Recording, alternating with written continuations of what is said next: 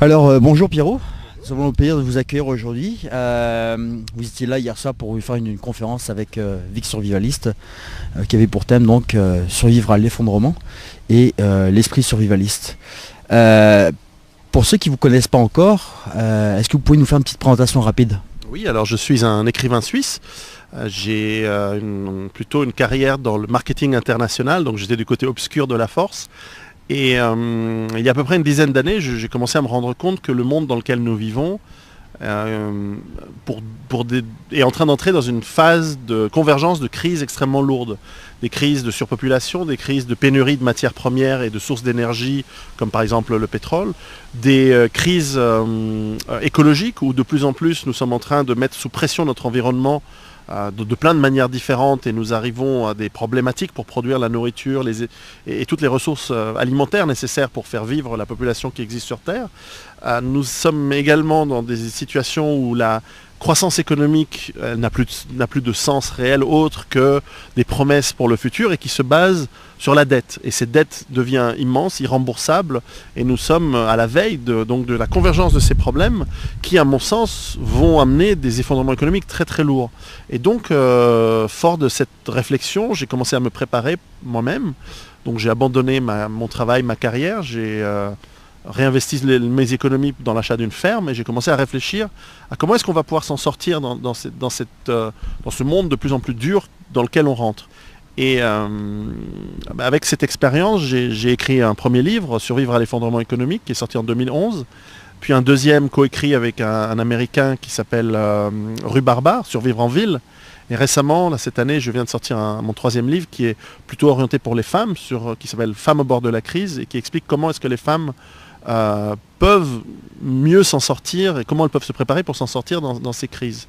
Et donc ce que j'essaye d'apporter comme enseignement, très modestement, ce sont des solutions à ces crises qui sont, à mon avis, les solutions sont basées sur la recherche de l'autonomie.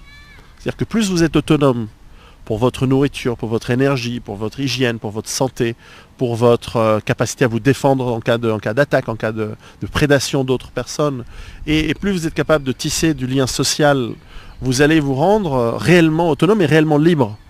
Or, cette liberté, c'est celle que notre société moderne nous a ôtée parce qu'elle nous a rendus extrêmement dépendants de systèmes extrêmement complexes qui sont évidents dans la ville, mais qui touchent tous les côtés de notre vie quotidienne. Ça commence de l'enfance, aux études, au travail, à la manière dont on achète notre nourriture dans les supermarchés, qui sont approvisionnés par des camions, qui sont approvisionnés grâce à l'énergie bon marché qui est dans le pétrole, etc.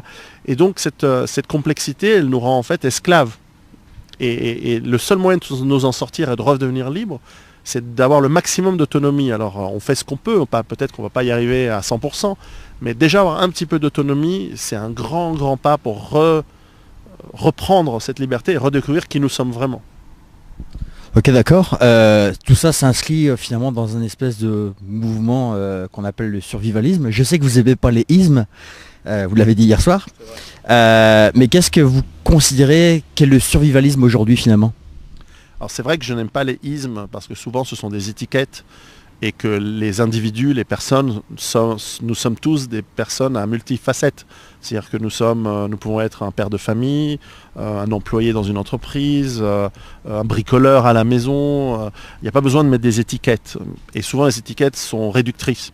Mais je ne rejette pas ce terme de survivaliste, c'est un terme qui vient des États-Unis où au cours des années 50, 60, 60, 70, il y a des personnes qui, peut-être par crainte de la guerre thermonucléaire avec l'Union soviétique à l'époque, peut-être certains parce qu'ils attendaient une fin du monde religieuse, ont démarré ce processus d'autonomie et de préparation à des temps difficiles. Alors il y a énormément de cas différents, il y a des gens qui aiment bien avoir leur hutte dans les montagnes, leur log cabin dans la cabane au Canada, au fin fond de la forêt, avec des boîtes de conserve et un fusil. Bon, ça c'est une approche, mais il y a aussi, et de plus en plus, c'est des millions de gens qui, à travers le monde, c'est des millions de familles qui, à travers le monde, se préparent avec une approche beaucoup plus basée justement sur l'autonomie. Et l'autonomie, ça veut peut-être dire redécouvrir comment faire pousser ses propres légumes, comment avoir un petit poulailler, comment apprendre à aller chasser, comment apprendre à faire de la pêche, et surtout, moi j'encourage beaucoup la production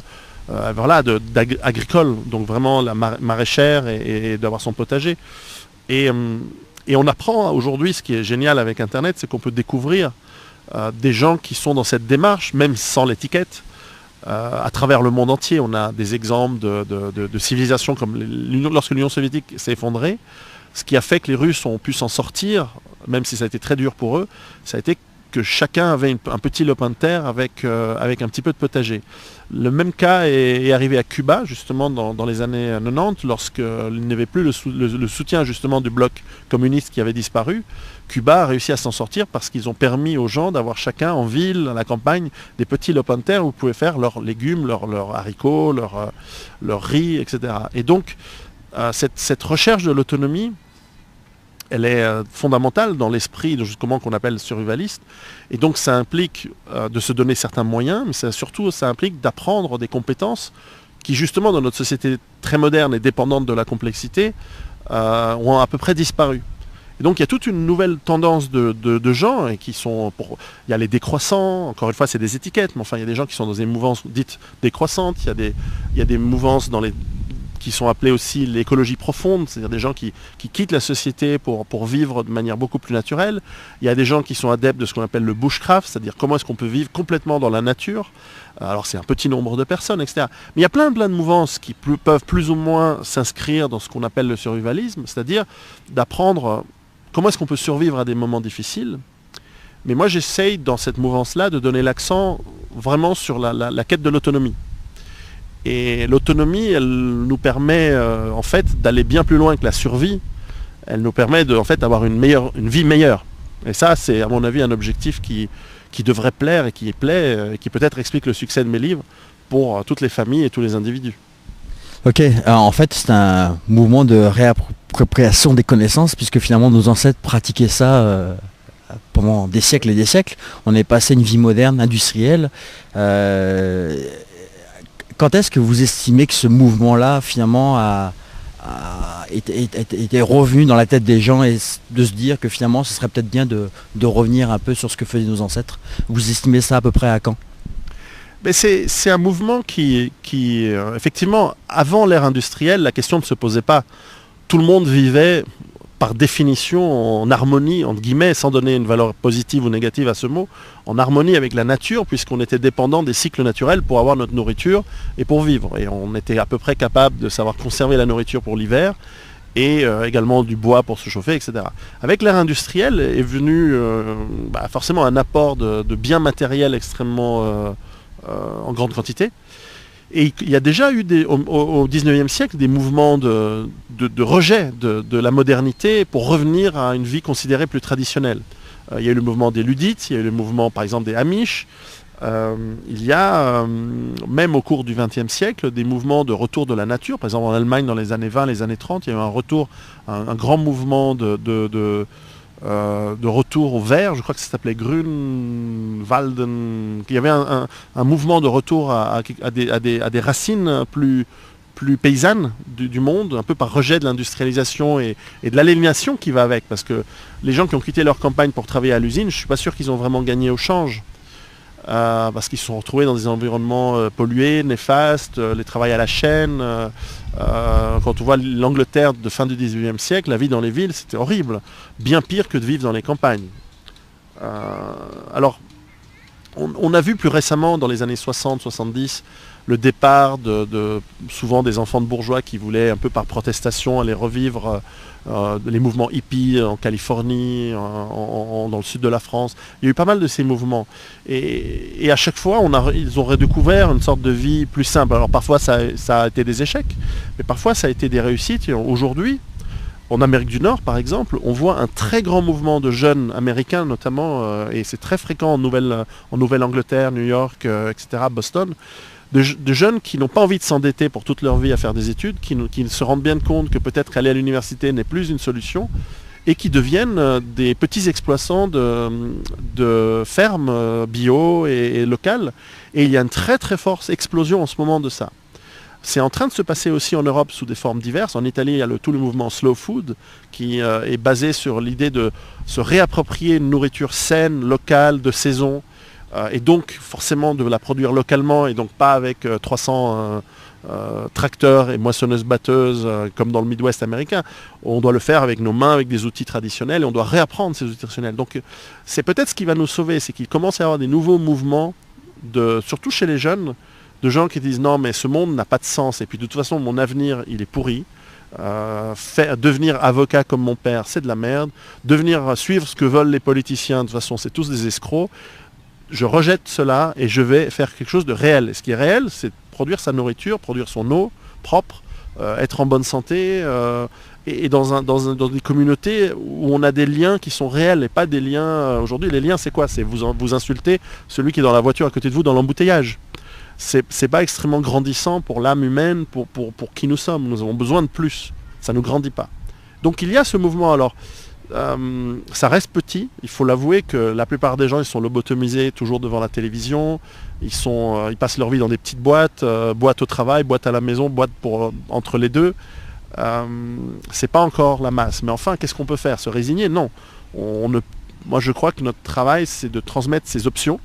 Moi, je suis pour la liberté, donc les gens ensuite choisissent. Est-ce qu'ils ont envie de se dire non, je préfère continuer à manger chez McDonald's et travailler dans un cubicle et de continuer à croire ce qu'on me dit à la télé et croire aux politiciens véreux qu'il y a aujourd'hui, ou alors est-ce que je vais faire ce travail d'effort, de réflexion pour peut-être reprendre en contrôle ma vie? Alors on n'est pas obligé de faire le saut du jour au lendemain, on peut le faire petit à petit, on peut le faire par petites étapes, et j'explique ça dans mes livres.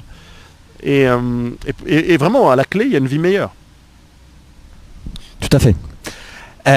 Parlant d'avenir, on avait entendu il y a quelques temps déjà que c'était passé dans des médias, ça n'a pas fait beaucoup de bruit, mais c'est passé quand même. On a entendu que la Suisse se préparait à un chaos éventuel et un flux migratoire important. Qu'est-ce qu'il en est aujourd'hui? Est-ce que l'histoire était vraie? Et si oui, qu'est-ce qu'il en est aujourd'hui?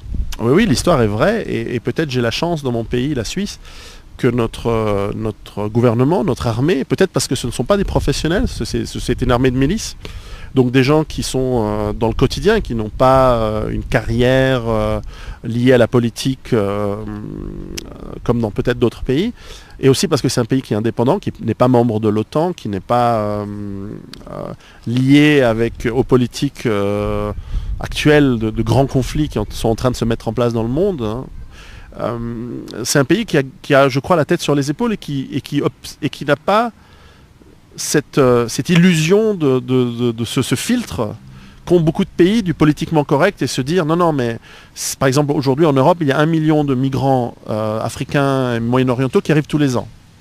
Bon, eh bien au bout d'un moment ça pose et ça va poser un problème, non pas parce que en tant qu'individu ce sont des gens maléfiques ou mauvais, c'est pas la question, elle n'est pas au terme d'individu, c'est qu'au bout d'un moment il y a des effets de masse ou dans des économies qui sont en décroissance et qui vont de plus en plus mal, simplement on ne va pas pouvoir accueillir convenablement des gens, et ça va créer des tensions. En Suisse, on le constate. Dans d'autres pays, on dit non, rien que le constat, c'est de toute façon être raciste. Et donc ça devient une maladie mentale. Et donc de ne pas voir la réalité et d'avancer, de continuer à aller vers le gouffre et vers la guerre civile, c'est ce qui va arriver, les guerres ethniques, bêtement. Je pense que l'avenir de beaucoup de pays européens, c'est ce qui se passe en ce moment en Irak. C'est-à-dire c'est des guerres ethniques extrêmement barbares, extrêmement violentes. C'est pas nouveau, ça existe depuis la nuit des temps, c'est comme ça. Mais en Suisse, on a décidé, on a peut-être des gens qui ont lu mon livre, qui ont lu mes livres d'ailleurs, et qui se sont dit peut-être que l'on doit en tout cas prévoir les scénarios et mettre les moyens nécessaires au cas où ces scénarios devaient arriver, pour mobiliser l'armée correctement, mobiliser la police, mettre en place des systèmes justement d'autonomie, de production agricole. On l'a fait pendant la Deuxième Guerre mondiale, lorsqu'on était entouré de pays en guerre. Nous ne pouvons plus importer de la nourriture de pays qui en avaient d'ailleurs besoin plus que nous. Eh bien, nous avons remis en place sur les pelouses publiques, dans les stades, des champs de pommes de terre, de légumes, etc. Nous avions rationné la viande, le beurre, etc. Et donc, ces plans, on les a encore. Et on doit simplement les actualiser, les remettre à jour. Et c'est en train de se faire. Donc moi, je suis très heureux. D'ailleurs, j'espère, en tant que citoyen suisse, à aider mon pays à mettre en place ces scénarios et de faire en sorte qu'ils soient les moins difficiles pour tout le monde. y compris pour les gens qui seraient chez nous de manière illégale ou je dirais, on n'est pas non plus dans la barbarie, on n'est pas dans l'objectif de la barbarie. On est dans l'objectif de savoir gérer les problèmes de manière intelligente et le plus tôt on est capable de les gérer, moins ils vont devenir graves. Malheureusement, des pays voisins au mien font n'importe quoi et sont dans un déni total. Alors par exemple, on va prendre des exemples positifs, mais par exemple l'Italie a une culture qui lui permet de se préparer d'une manière beaucoup plus flexible que d'autres. L'Allemagne, elle est moins flexible, mais c'est aussi une culture assez prévoyante, etc. En France, je vois qu'aujourd'hui, ce déni, qui montre que par exemple nous avons des élites qui sont complètement déconnectées des vraies souffrances et des vrais problèmes que vit le 99% du peuple, elle est dans une situation de chaos potentiel extrêmement grave, extrêmement grand. Ensuite, en traversant l'Atlantique, on voit que les États-Unis sont un peu dans une situation entre les deux où la population commence à comprendre. Moi, j'ai des gens qui me disent, y compris des officiers dans l'armée américaine, qui me disent notre ennemi, c'est notre gouvernement.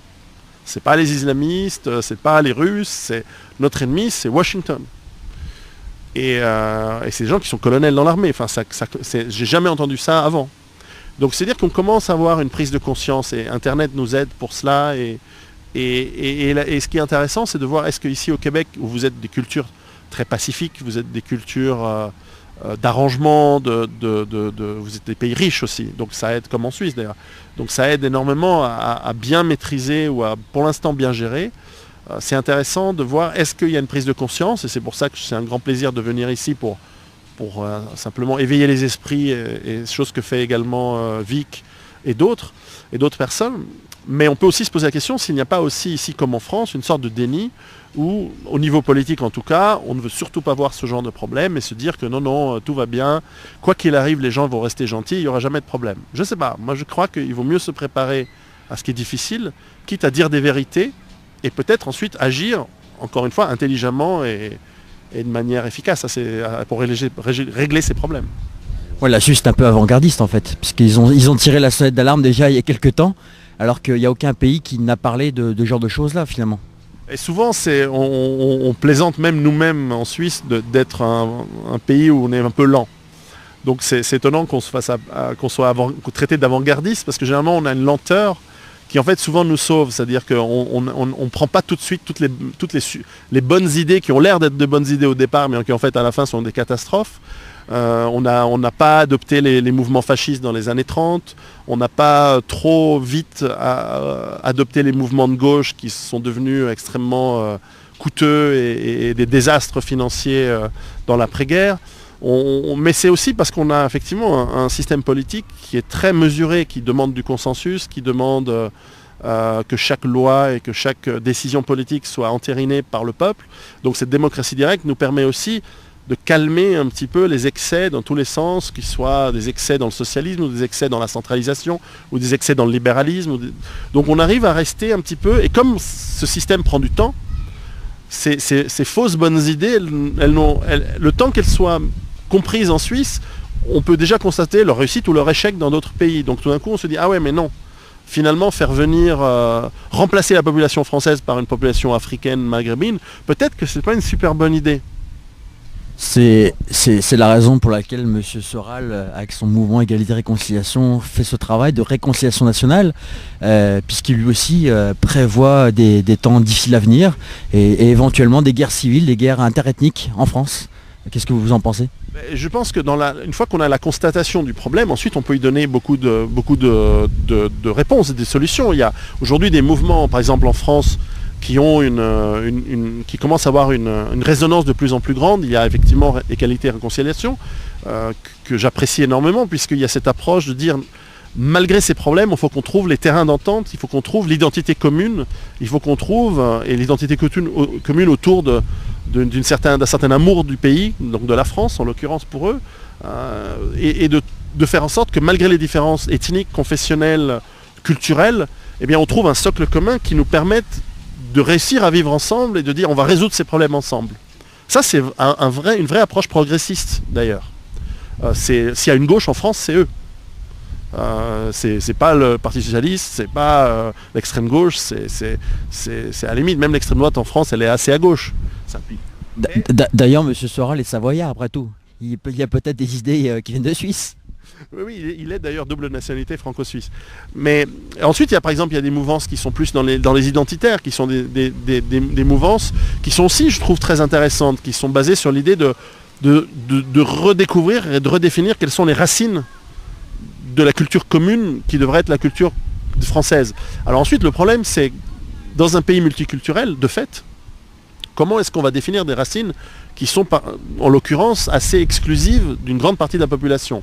Alors aujourd'hui, on parle de mouvement de rémigration, c'est-à-dire de dire, ben voilà, ce qu'il va falloir faire, c'est expliquer aux 5 à 12 millions de Français d'origine nord-africaine ou africaine que c'est le moment de rentrer chez eux. Alors ça, c'est un programme qui existe. Moi, je ne suis pas là pour donner mon avis ou dire ce qu'il faudrait faire, mais simplement, c'est vrai que l'on constate que ces problèmes, ces questions se posent et qu'il commence à y avoir différentes manières d'apporter des réponses. Moi, je m'adresse à l'individu et à des petits groupes d'individus. C'est vrai que je n'ai pas l'ambition d'apporter des solutions ni d'identité, ni de réconciliation. Je pense que quand déjà on travaille à son autonomie, on fait déjà un grand travail d'humilité, un grand travail de tendre la main vers son voisin, vers les membres de sa famille, et de recréer ce lien social qui a disparu dans les sociétés modernes. Alors après, si guerre ethnique arrive, si guerre civile arrive, si chaos dû à l'effondrement économique arrive, de toute façon, on est mieux en étant autonome avec un groupe de personnes avec qui on a des liens d'aide mutuelle que tout seul, pas préparé et cul nu dans la neige dehors. Donc de toute façon, je pense que mon approche, elle contribue quoi qu'il va arriver. Et c'est même pas mon approche, c'est une approche de toute façon que beaucoup de gens ont à travers le monde. Après, je me méfie aussi de rentrer dans des discussions très politiques, j'en parlais hier soir, parce que il y a tout de suite des compromissions, il y a tout de suite des histoires d'argent, il y a tout de suite des histoires difficiles, et je n'aime pas trop, c'est mon caractère, entrer dans la politique, d'autant que j'ai une tare personnelle qui est celle de, j'aime bien provoquer les gens j'aime bien provoquer les gens en disant exactement ce qu'ils ne veulent pas entendre. C'est un petit quelque chose que j'aime bien pour taquiner. Et donc quelqu'un de gauche, je vais avoir un discours de droite. Quelqu'un de droite, je vais avoir un discours de gauche. Je suis un peu comme ça. Je ne peux pas m'empêcher. Donc si je devais faire de la politique, je foutrais le bordel. Donc j'ai pas envie d'en faire, je reste loin. J'essaie simplement d'aider les gens modestement, un par un, et une famille à la fois avec mes livres ou peut-être mes témoignages vidéo sur mes chaînes YouTube ou Facebook, etc. Ok. Hier soir, vous avez évoqué la raréfaction des ressources naturelles. On en parle de plus en plus, il y a de plus en plus de gens qui en parlent, mais il y avait ce fameux Club de Rome qui en 1972 avait produit un rapport qui était révisé en 2012 et qui annonçait aussi un effondrement et une baisse massive de la population. Finalement, vous confirmez tout ce que ces gens-là racontaient ? Mais c'est plus que raconter, c'est que rappelez-vous, c'était quand même des scientifiques qui se sont réunis au début des années 70 pour tirer la sonnette d'alarme en disant, avec la croissance démographique qu'il y a dans le monde et avec les technologies qu'on connaissait à l'époque, en gros, ils prévoyaient la fin du pétrole et la fin de la plupart des ressources qui allaient permettre à la population humaine dans le monde d'avoir suffisamment de nourriture et de transport pour pouvoir la transformer. Ils le voyaient à peu près en 2020. Alors ensuite, bien sûr, on a amené des solutions technologiques, on a amené une meilleure organisation du monde, la globalisation qui est factuelle, qui est technique, elle a aussi amené des avantages, elle a amené énormément d'inconvénients, mais elle a aussi amené des avantages au terme d'efficacité, etc. Alors, effectivement, ce rapport a été révisé, mais le fondamental du rapport, c'est qu'on est quand même très proche. On ne nous parle pas de 2050-2100, on nous parle de problèmes de pénurie à partir de 2025-2030 qui sont extrêmement graves. Et or, on sait, et c'est un peu ma thèse, c'est qu'avant qu'il y ait la dernière goutte de pétrole, les gens vont commencer à se battre pour les gisements qui restent. Et je vous fais remarquer que là où il y a des guerres en ce moment, comme par hasard, c'est là où il y a des ressources extrêmement importantes et qui restent de pétrole. On ne se bat pas, l'armée américaine n'est pas intervenue pour chasser l'horrible dictateur du Zimbabwe ou empêcher la guerre civile et les massacres du Sri Lanka. Non, on est en Irak, en Libye, en Syrie. Et comme par hasard, c'est dans ces régions où il y a du chaos, dans le Caucase, avec la Russie, qui est l'un des pays qui a le plus de réserves encore de gaz et de pétrole dans le monde. On se rend compte que la géopolitique ne peut pas être comprise si on n'analyse pas la démographie, la raréfaction des ressources. C'est pas nouveau. Aujourd'hui, c'est le pétrole et le lithium et d'autres matières. À l'époque romaine, c'était l'or, l'argent, le bois et d'autres ressources, les esclaves. Donc, on est encore un singe pas très évolué et notre capacité de gérer 7 et quelques, bientôt 8 milliards d'habitants sur la planète, elle est encore malheureusement pas très évoluée et ça va mal finir. Mais on retrouvera un niveau d'équilibre et ceux d'entre nous qui se seront bien préparés, qui auront augmenté leurs chances de survie et qui vont s'en sortir, c'est jamais une garantie, eh bien on va devoir reconstruire une nouvelle civilisation. On espère qu'elle sera un peu plus maligne et plus intelligente que celle dans laquelle on vit en ce moment. Ça, on va essayer. En parlant de mal finir, on pense éventuellement que ce serait peut-être votre dernière visite, vu les tensions internationales actuelles. On ne sait pas trop de ce qui sera fait l'avenir. On ne sait pas ce qui pourra se passer dans 6 mois ou dans 1 an. Est-ce que vous auriez un petit mot pour les gens du Québec, un petit conseil ou un petit mot de fin finalement?